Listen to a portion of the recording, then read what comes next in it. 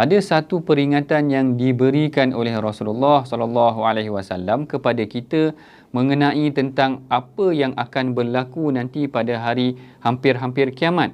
Rasulullah kata sesungguhnya perkara pertama yang akan hilang daripada perkara agama kamu adalah sifat amanah, iaitu manusia telah mula menjadi orang yang tidak bersikap jujur. Dengan pertuturannya mereka menipu, dengan perlakuan mereka mengingkari janji, ataupun mereka melakukan perkara yang bercanggah dengan urusan ataupun dengan perkara yang telah ditetapkan di dalam Al-Quran dan hadis itu sendiri.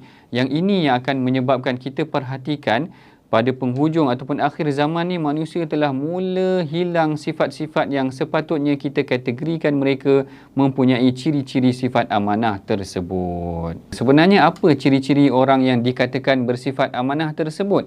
Yang pertama, orang yang mempunyai ciri sifat amanah ini adalah orang yang bersikap jujur dan memenuhi janji mereka.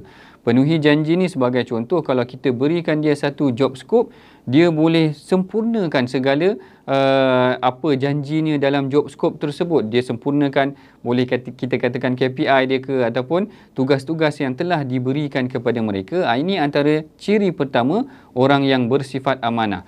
Yang keduanya adalah mereka ini orang yang boleh dipercayai. Boleh dipercayai ni maksudnya orang berikan job yang lain kepada dia kerana dia memang orang yang boleh dipercayai.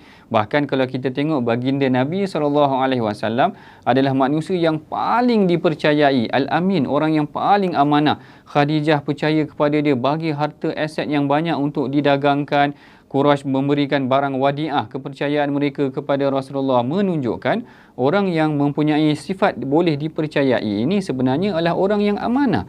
Yang ketiganya, mereka ini bersifat tegas. Dia adalah orang yang bersifat amanah. Maknanya kalau orang nak hulur dia duit kopi, dia bersifat tegas. Bersifat tegas, dia tak nak ambil duit kopi tersebut. Ataupun ambil duit-duit yang tepi ni, dia bersikap tegas. Dia kata tak, ini bukan perkara yang dibenarkan oleh agama. Ini yang kita katakan orang yang mempunyai sifat amanah. Mereka tidak menjual diri mereka.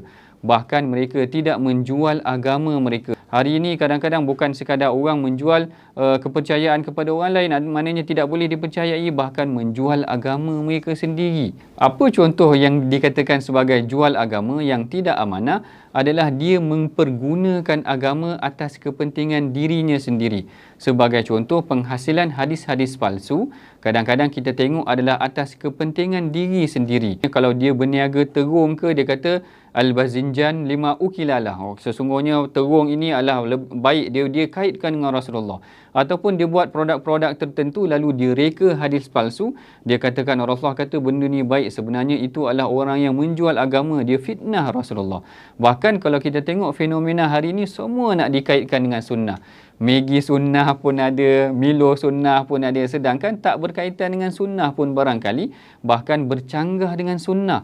Pemakanan yang diorang jual tu kadang-kadang tidak menepati nutrisi yang sepatutnya. Itu tidak menepati sunnah, bahkan itu adalah bercanggah dengan sunnah. Ini antara contoh orang-orang yang menggunakan produk komersial mereka dengan menggunakan nama agama, seakan-akan menjual agama. Tidak bersikap amanah, walaupun mungkin tidak mengambil rasuah, tetapi tidak bersikap jujur dalam perkara ini, menjual agama demi kepentingan mereka. Oleh yang demikian, sebenarnya setiap Muslim seharusnya menjaga sifat amanah ini dengan tidak memperdagangkan urusan-urusan agama mereka, dengan tidak menjual kepercayaan orang kepada mereka dengan mengambil rasuah dan sebagainya. Ini adalah cara kita mengaplikasikan hadis yang telah kita belajar pada hari ini. Mudah-mudahan dengan kita mengaplikasikan hadis ini, kita akan membantu memperbaiki masyarakat, meningkatkan mutu kehidupan keharmonian dalam masyarakat, perangi rasuah, teladani Rasulullah sallallahu alaihi wasallam.